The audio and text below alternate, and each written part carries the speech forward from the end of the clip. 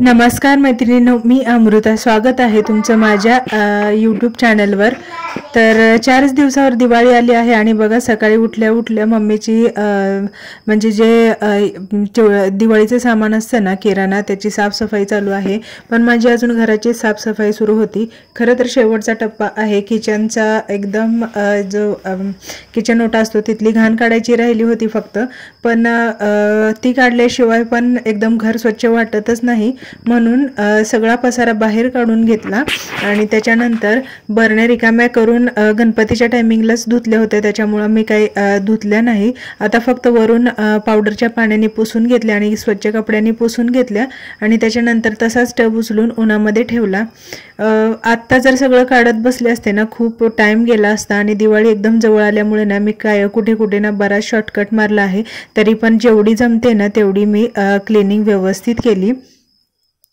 तर सगळे आधी बरण्या वगैरे सगळ्या डाळीच्या त्या होत्या ना, त्या सगळ्या काढल्या, पुसल्या, उन्हामध्ये ठेवला. पहिला टब भरला होता आणि आता जे खाली जे छोटं मोठं सामान होतं, लाटणी वगैरे, चमचे, जे न लागणारं, रोज न यूज होणारं ते होतं, ते काढून घेतलं आणि त्याच्यानंतर मग त्याला चांगलं धुतलं आणि ते उन्हामध्ये ठेवलं. सगळी उन्हामध्ये ठेवली होती भांडी, कारण ऊन छान पडलं होतं आणि उन्हामध्ये भांडी खूप छान सुकतात आणि एकदम छान वाटतं म्हणून.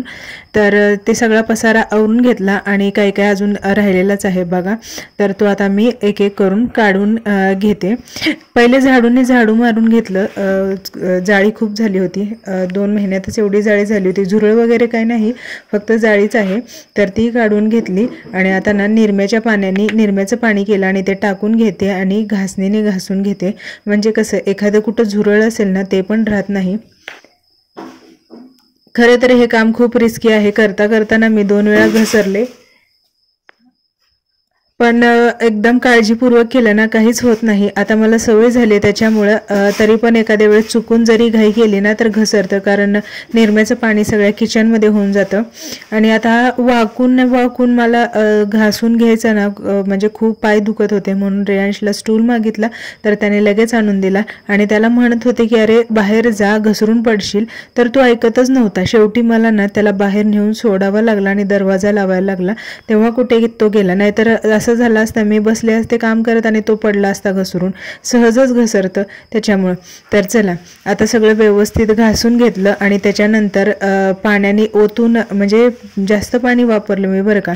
पाणी ओतून खराट्याने काढलं. प्लास्टिकचा खराटा आहे घरामध्ये, तर त्याने पाणी काढून घेतलं आणि मग नंतर वायपरनी डायरेक्ट बाथरूम, किचनच्या जवळच बाथरूम आहे ना, तर तिकडं सगळं ते पाणी घालून टाकलं.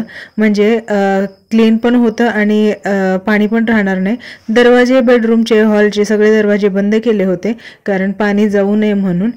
जास्त पाणी झालं असतं तर ते तिकडे गेलं असतं.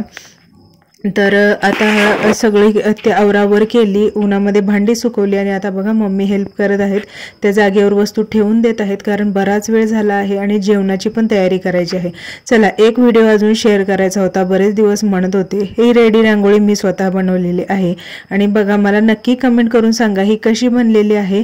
आणि जर तुम्हालाही हवी असेल ना तर मी तशी मला कमेंट करा, कारण विचार आहे पुढे ऑनलाईन ऑर्डर पण घ्यायचा. सध्या टाईम नाही त्याच्यामुळे राहून जाते, पण थोडाफार टाईम मिळाला तर मी रेडी रांगोळीचा बिझनेस नक्की करणार आहे.